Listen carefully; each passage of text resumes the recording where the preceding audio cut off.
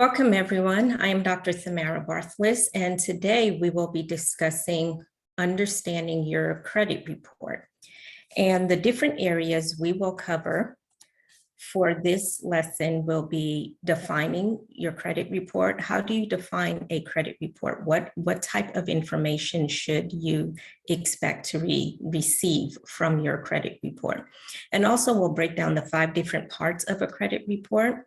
And one important aspect that you must be aware of as a consumer is your rights as a consumer and the type of information that should be on your credit report and the types of information that should not be on your credit report. And if there are erroneous information, how do you go about disputing the errors that are on your credit report? We'll start off by defining what a credit report is. And it is essentially a document that contains your credit history. So whenever you apply for a loan or you are applying for any form of credit, what lenders will do is look at your past history as it relates to borrowing to determine whether or not you will be approved, or if you are approved, the amount as well as the interest rate that you will be charged. So a credit history is pretty much a document that lets lenders know your repayment history, your repayment character. So here are the different areas that tends to appear on a credit report. First, how much you owe, your payment history, which is something that I've already indicated, the types of credit that will be on your credit report or the types of credit that you have on your credit report, as well as how many inquiries have you had. An inquiry is essentially how many times you have applied for a loan. So if you applied for 3 credit cards within 6 months, that will show up as an inquiry on your credit report. When it comes to obtaining credit reports, the 3 main bureaus, the 3 national bureaus that are used are Equifax, Experian, and TransUnion. Those 3 credit bureaus, although there are many others, those are the 3 main credit bureaus that lenders will use. They have been in existence for many, many years. So lenders are very comfortable with the accuracy that is reflected on those credit bureaus. Now, in terms of accessing your own credit report, one of the best places to go to receive a free credit report is annualcreditreport.com. You can access your information online by calling an 800-877 number, as well as mailing them a letter letting them know you would like to receive a copy of your credit report, a free copy of your credit report. Now, there are other ways for you to receive a free copy of your credit report. If you've ever been denied for a loan, or let's say you were not denied, but you received a higher interest rate than you expected, you can actually request a copy of your credit report. The lender has up to 60 days to notify you which credit bureau was notified or they used to retrieve your information. Once you have that information, you can reach out to that credit bureau and ask them for a free copy of the information that was provided to the lender in order for that decision to be made. If you are unemployed and you plan to apply for employment within 60 days, you can also receive a free copy of your credit report. And the reason being, a lot of times lenders, they will pull a copy of your report to determine whether or not they will extend employment to you. So you would want to know what type of information is on the report prior to you submitting an application. If you have been a victim of fraud, you can also apply for, not so much apply, but you can also request a free copy of your report. What you will want to do, however, if you are a victim of fraud, you will want to freeze your account, and you will also want to place a consumer statement on all 3 credit bureaus. That way, when you request a copy of your free report, that information will be reflected on there. If you are receiving public assistance, or if you know someone who is receiving public assistance, that individual can receive a free copy of their credit report. Now, who actually has access and who is able to pull a copy of your credit report? Not everyone should be able to do that. Only verifiable financial institutions as well as businesses. It could be a small business, for example, a landlord, someone who is renting out their home. That individual is considered to be a business owner and can pull a copy of your credit report. An individual who does not have a business at all cannot simply request a copy of your credit report just to view it. That by law, that is not legal and it cannot be done. So financial institutions can do that. Landlords can do that. Utility companies can definitely do that. Utility companies, that is one of the things I definitely recommend. If you have great credit, one of the things when you are, let's say you are moving from an apartment and you're moving into a house, you're making that big purchase, one of the things that you will want to do is when you are turning on your utilities at your new location, normally they will tell you that there is a setup fee. However, if you have great credit, you can ask them to pull a copy of your credit to see if you qualify for that fee to be waived. And again, if you have good credit, they will automatically waive the setup fee and you will not have to pay that at all. And other companies such as cell phone companies, insurance companies, definitely insurance companies, depending on how high your credit score is, will determine what your rate will be. And as I mentioned earlier, definitely employers. Some states may not allow employers to access a copy of your credit report, but many of the 50 states will allow employers to pull a copy of your credit report. Now, one of the things that is important for you to know as a consumer is that you have rights.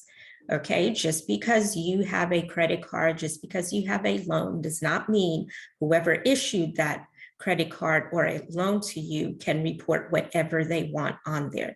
They can only report accurate information. So the Fair Credit Reporting Act is a federal law that was established to protect consumers. It lets consumers know that you have a right to make sure whatever information that is on your credit report is accurate information. It cannot be erroneous information or outdated information. So if you are viewing your credit report and you notice information that's on there for over 10 years, that lets you know that you have, based on the Fair Credit Reporting Act, that is considered an outdated information and it needs to be removed. So it protects your credit history because your credit history, we live in a credit society. So it protects your ability to be able to get credit extended to you in the future. So if information on your credit report is incorrect or outdated, it may cause you not to be able to get additional credit. So as I mentioned, the report, when you receive it, everything on there has to be correct. If it isn't, then you can dispute the information. So let's break down some of your rights under the Fair Credit Reporting Act. So anytime you're denied, or as I mentioned, if you received a less favorable credit, if let's say you weren't denied, but you received the credit, but the credit terms that has been extended to you is not what you originally applied for. Normally, a lender will tell you it is because of your credit score or the information on your credit report. So if you receive less than favorable credit, then you are needing to know why. So what you can do is request that information from the lender. The lender has to provide it to you within 60 days of you applying for the loan or you being denied for it. So it could be credit, it can be employment, and even insurance. If your insurance payments are going up or are high, you may want to ask the lender not the lender, but the insurance company, why am I being charged much more? And if they state that it is because of your credit, then you are entitled to receiving, letting them know, to let you know which credit bureau is reporting that information, and you can receive a free copy. The next point is you have the right to be informed of each credit bureau that is reporting information on your credit, at the credit bureaus. Every credit bureaus that is reporting information on your credit report, you have to know everything that is on there. And as I mentioned, everything has to be accurate. And if it is not accurate, you have to be able to dispute it. So if a credit bureau or if a lender says, you know what, you can't dispute this, that is not true. You can dispute it, and you can make sure that only correct information is on there. And here's another thing too. If for whatever reason a lender puts inaccurate information on there and it is verifiable that the information is incorrect, they have up to 30 days to make sure that it is removed from there. And if it is not removed, then the credit bureaus will step in and do what they're needing to do. Another thing is credit information. In order for it to be accurate, it has to stay on there for only 7 years unless it is due to bankruptcy. Any information that is older, especially negative information that is on your credit report that is older than 7 years, that is considered outdated information and it has to be removed. And also, in order for lenders, in order for insurers, in order for landlords to access your information, you have to provide them with your consent.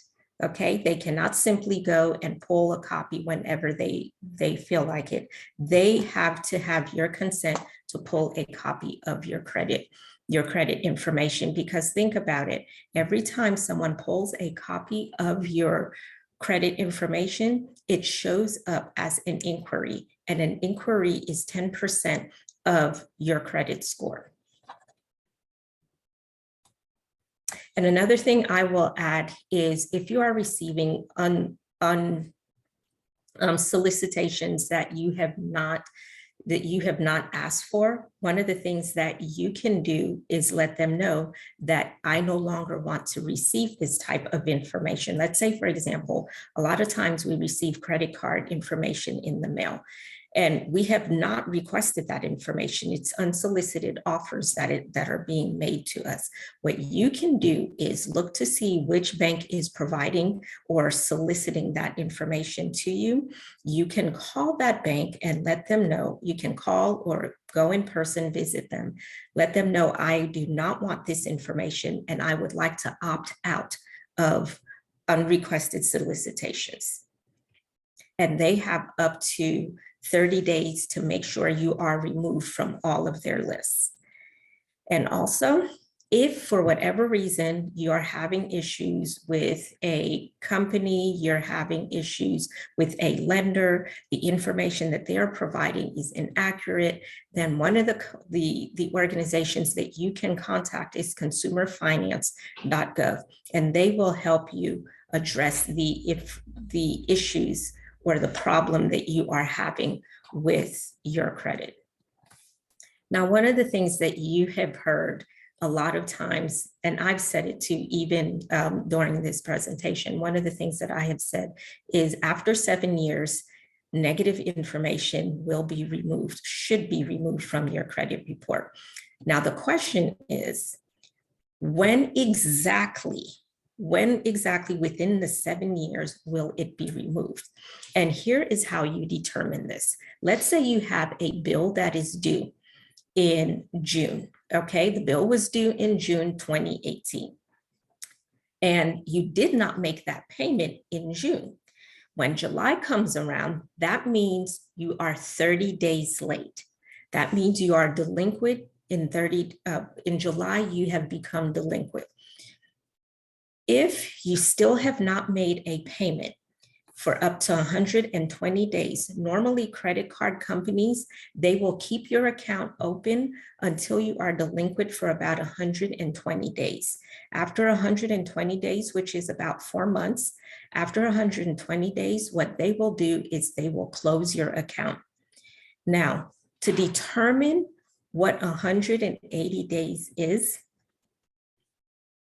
to determine it, well, let me rephrase that.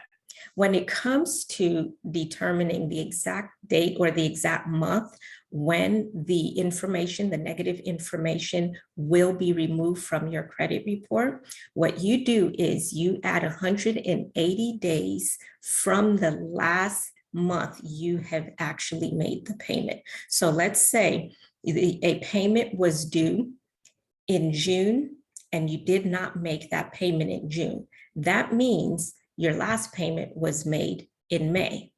So you add 180 days to that, and that will let you know the month when the derogatory information, the negative information will be removed from your credit report. Now, that lets you know the month, but you also have to add 7 years. Remember, I said 7 years is when all the derogatory information, 7 years from the year that you stop making payments. So here is a breakdown here. An example of that is the bill was due in June 2018. The payment was not made. So 30 days later, you are considered delinquent. And if you add 120 days to that, that brings it to October. October is when the lender will close your account. Now, if you see June 2018, was the last month, actually May 2018 was the last month payment was made. June is when it was due. So what you will do is add 180 days to that, and that will let you know the exact month that you will actually get.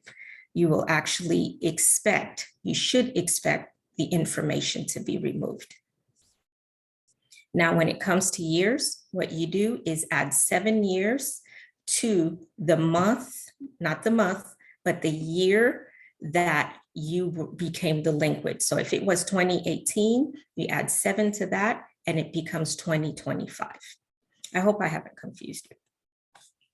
Now let's talk about the different areas of a credit report. The first section that you will see when you pull a copy of your credit report is your personal information. And your personal information includes your name, your date of birth, where you live, and your employer. Then you have the consumer statement. The consumer statement, you're allowed up to 100 words, a 100-word statement describing your information. So you will have individuals who are victims of fraud or individuals who have had challenges with a particular merchant. There was one instance where one individual purchased something, and when she received it, the items were broken. So she tried to get the merchant to actually fix or give her some form of compensation for it, even if it is a new product, of the same product that she purchased, but the merchant would not comply at all. So she refused to make a payment for the item that she purchased. The merchant, on the other hand, continued reporting her loan as late. Since she was not making payments, the merchant reported her information as being late, and it caused her credit score to suffer. So when you have situations like that, it helps to actually put a consumer statement on your report. That way, a future lender will understand what the situation was. The next part of your credit report will be the trade portion, and that's also considered what your existing credit is. So that shows the number of credit cards you have, the car loan that you have, the mortgage that you have, anything else. It lists everything on there. And also public records. If you've ever had foreclosures, bankruptcies, collections, those will be listed as well. And as I mentioned earlier, if there are any inquiries, and usually there are, if you have a credit card, if you have a mortgage, there will be inquiries on your credit report. And there are two types of inquiries. As I mentioned yesterday, there are soft inquiries and there are hard inquiries, and they normally stay on your credit report for 2 years. Now, there are 4 types of accounts on your credit report.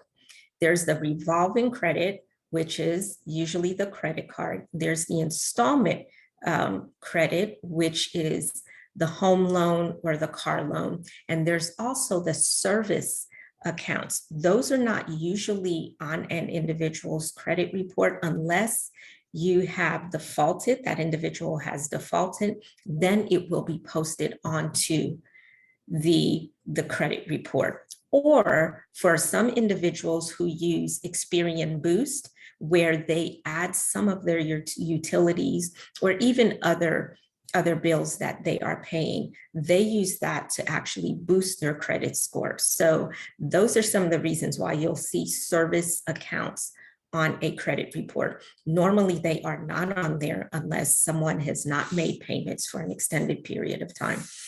The other type are charge card accounts. Normally, those types of accounts, those are for individuals who have big salaries, or a lot of times businesses use those. Those have no credit card. Those type of cards do not have a credit limit at all. Payments are normally due at the end of the month. So individuals who have those types of accounts usually pay their balance in full, so they're never charged any interest at all. Now let's look at an example of a credit report. As I mentioned earlier, there are 5 different parts to a credit report. The first part, as I mentioned, is the consumer information.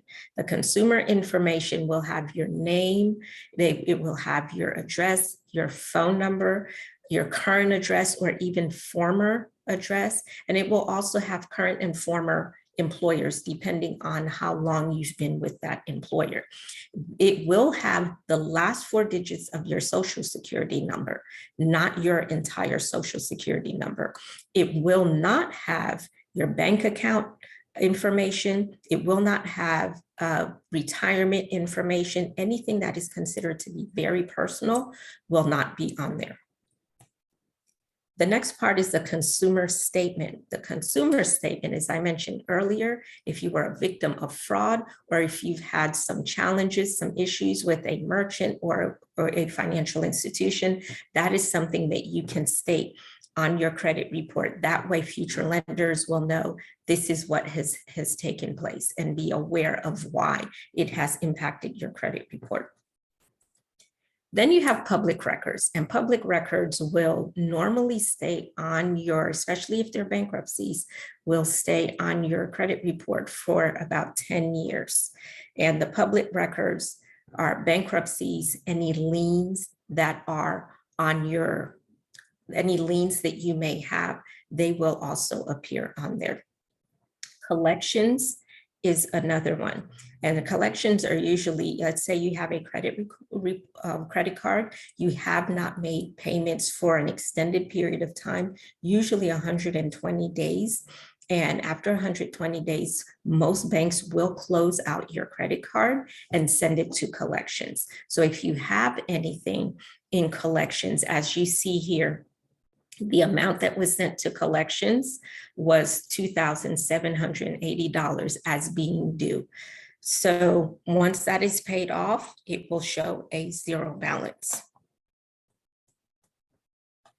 Now, the next part, which is the trades, and also trade can also be said to be your existing accounts. Okay, so that can be the types of debt that you have. The first one that we're looking at right now, you will see, is a revolving debt that this individual has, a revolving loan. And the high balance, usually revolving loans or revolving debt, are credit cards. And with revolving, it's usually where you put money in and you use some of it. You have a credit limit, you use some of it, and then once you pay back the amount that you have used, you're back to that same credit limit. Okay, so revolving, you use some of the money, put it back, and you keep going back. Okay, now here's one thing to remember. Whenever you are late, it will be reported. If you see here, for April 2018, this individual was late making payments. It says 60 days late, okay? One time 60 days late, and one time, actually it shows, actually I won't confuse you because see 518, it says 30 days late. 418, it says 60 days late. So a lot of times some financial institutions, if you're only 30 days late, they may not report it, okay? But if you are 60 days late, that is when they'll start reporting it. So if payment was due in March and you did not make a payment and they decided, you know what, we will not report anything for that month. But if she is more than 60 days late or 60 days or more late, then we will report it.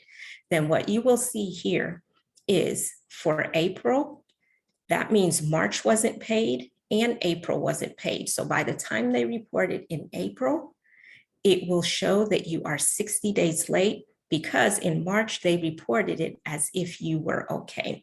Because normally this company does not report if someone is 30 days late.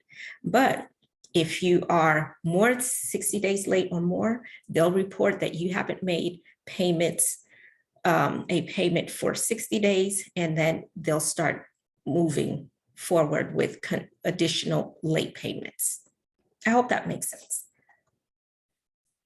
Okay, now you are looking at an installment loan, which is a mortgage. And normally if you see here, one of the things that you will notice is for the blue area, whenever you have a revolving loan or revolving credit, there will always be a credit limit. So for the top portion, which is the blue portion, you will see 4,000 as the credit limit. 4,000 as the credit limit. And it also shows the highest amount, what was the highest balance that you've had on this account. And that is why it shows here, it shows the high balance to be $3,500. And it shows your current balance, and where it says term, that means how much is your monthly payment. So your credit limit, 4,000, your high balance, the most you've ever charged on this account, this card, and kept as a balance, which is $3,500. Your current balance now is $2,580, and the term is $200. The term meaning the amount that you have to pay, your monthly payment. Now, when you go to installment loans, with installment loans, there will not be a credit limit, because remember, installment loans are the type of loans where you are approved for a certain amount and you start paying that amount down once you have used the funds. In this situation, $220,000 is for a mortgage loan. Normally for a mortgage, they give you that amount of money, and once you receive that amount, you start making payments. Once the payment is paid in full, then that loan will be closed. So there will not be a credit limit for installment loans. So if you look at this one, it will show you the balance for this loan is $218,021. And it lets the lender know the term for this loan is 360 months. And the amount that is being paid every month is $1,141. And if you look at the payment history shows every month this individual has made timely payments. Here's another example of a revolving loan. Notice again, there is a credit limit of $1,500. The highest they've charged and kept as a balance is $500. The balance now on the card is $150. And also the amount that they're paying every month is $15. And here's a part that I did not mention. Your credit report will also reflect when an account was opened. If you look here under department store, it shows this account was opened April of 2015. And it was verified the last time it was verified, which was the last payment that is being made was August of 2018. And it also lets them know the status of the account, and it lets them know that the account is still open. This account, as you're looking at it, it was late only once, and that was last year, the previous year in November. And the final part of a credit report are the inquiries. The inquiries, if you notice here, this person was shopping for a mortgage loan, and when you're shopping for a mortgage loan, you tend to go to different lenders to see which lender will give me the best interest rate.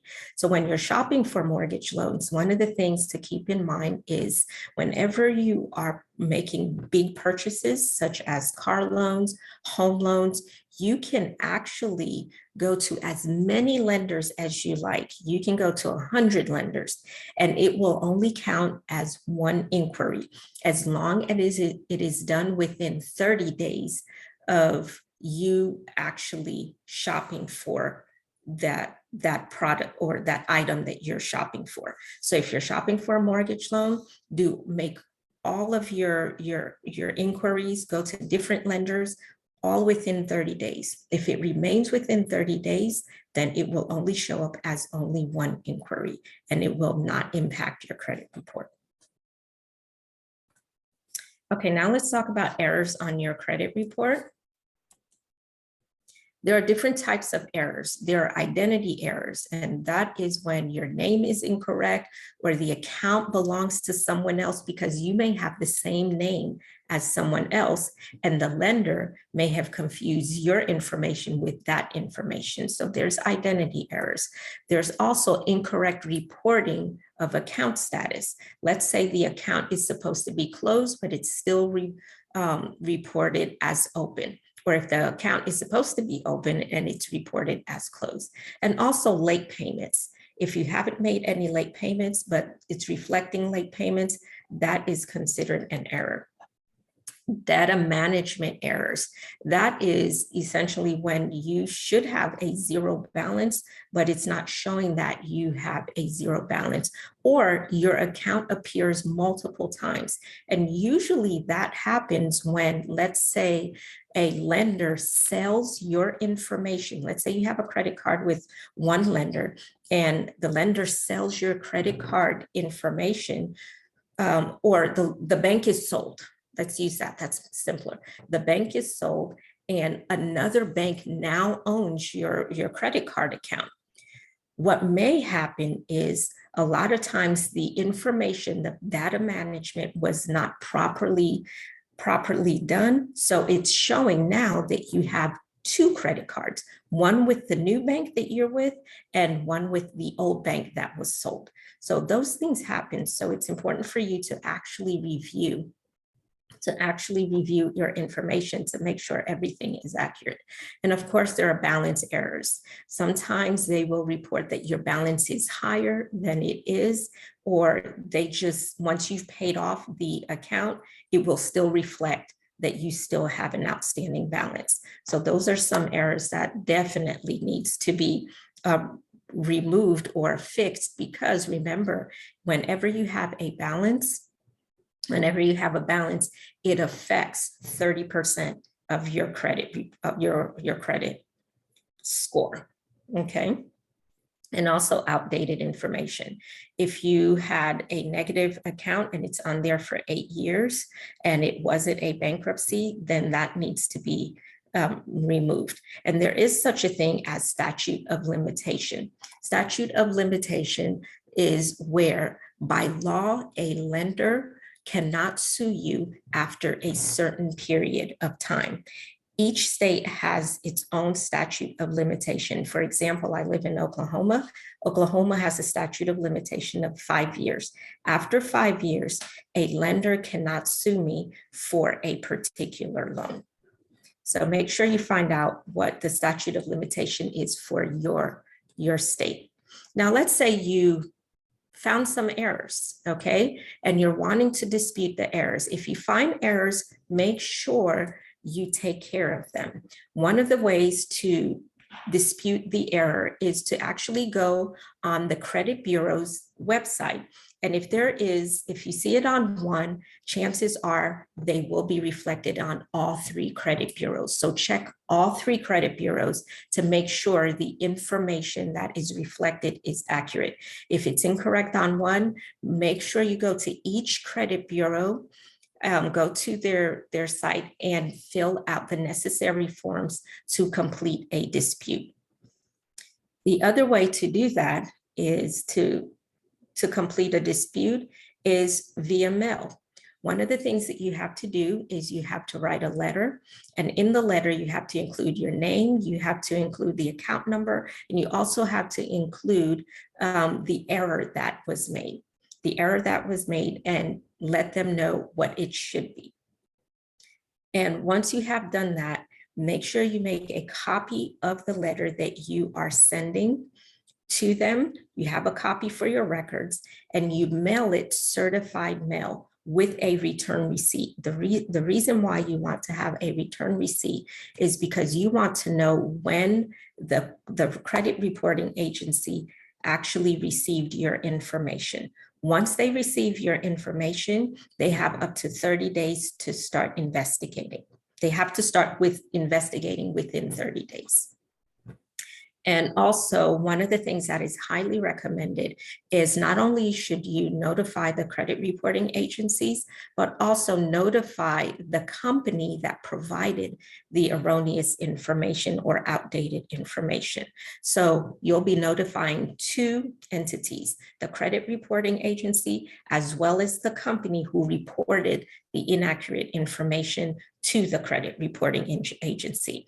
Now, definitely the credit reporting agency has to do its due diligence and send letters or whatever they do in the background to investigate by notifying that report, that lender, that institution. But it's also good if you follow up yourself and send them a letter as well. After you submit your dispute, this is what you can expect. As I mentioned, the credit reporting agency has to start investigating within 30 days of receipt of your dispute. Now, a lot of times they will not investigate a dispute if it is considered frivolous. A frivolous dispute is one of those where you haven't provided enough information, or that a lot of times individuals may dispute everything that is on their credit report if they perceive it to be negative. That is called a blanket dispute. Anytime someone is disputing every negative information on their credit report, that is considered a blanket dispute, and the credit bureau will not investigate it because they see it as a pattern of something that is done all the time. And one of the things to keep in mind as well is a lot of these credit building or credit repair companies, for-profit credit repair companies, that is one of the tactics that they use, where they will dispute every bit of information, negative information on your credit report. And when that happens, it causes credit bureaus to view you in a negative light, and they will label the information as frivolous and will not pursue the dispute. So keep that in mind as well. So within 30 days, they have to notify the company. The company must respond. The company that provided the inaccurate information, they must respond within 30 days to the credit bureaus. If they do not respond within 30 days to the credit bureaus will automatically remove the information from your credit report. So oftentimes when it is disputed, the company will do their due diligence and respond to the credit bureaus to make sure if this is a valid outstanding debt, they will want to make sure that they are paid. So if it is valid, they will respond. Now, as I mentioned, if the company does not respond, 30 days, everything is removed. Now, if the company verifies that information is inaccurate, the information that they reported is inaccurate, they must change or delete the information.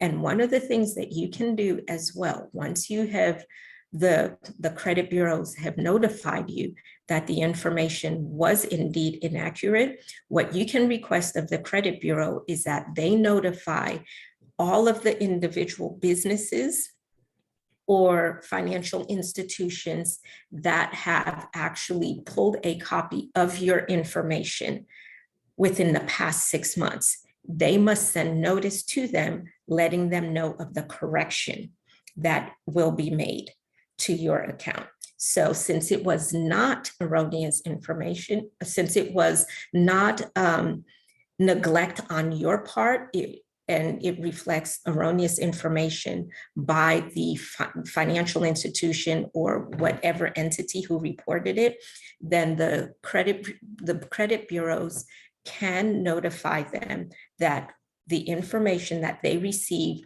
within the past 6 months was indeed inaccurate and it was not a reflection of your repayment. One more thing, when it comes to employers, if employers were also the organizations that reached out and did not extend employment to you, even if they did extend employment to you, they can actually, the credit bureaus can notify them up to 2 years back. Okay, so let's say you applied for a position and your information, the information that was on your credit report was erroneous, but you still got the job, or even if you did not get the job, the credit bureaus can notify them that the information that they received when they pull a copy of your information was indeed inaccurate, and this is the accurate information. Okay, so we have come to the end of our webinar. If there are any questions, please feel free to email the questions to www.hjwfinancial.org, or you can send an email to hjwfinancial@bellsouth.net. Thank you all for joining me. And again, if you have any questions, please do not hesitate to post your questions and we will respond to them as soon as possible. Thank you.